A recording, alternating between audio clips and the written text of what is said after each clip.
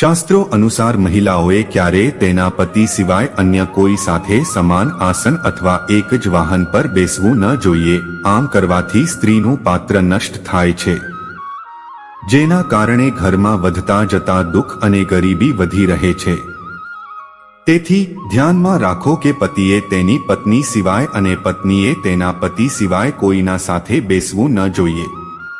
શાસ્ત્રો અનુસાર મહિલાઓ તેના પતિના ભોજન કર્યા બાદ જ ભોજન કરવું જોઈએ. જે મહિલા પતિના પહેલા ભોજન કરે છે તેનું પતિવ્રત નાશ પામે છે, નકારાત્મકતા વધે છે અને ઘરની સુખ શાંતિ અદૃશ્ય થઈ જાય છે.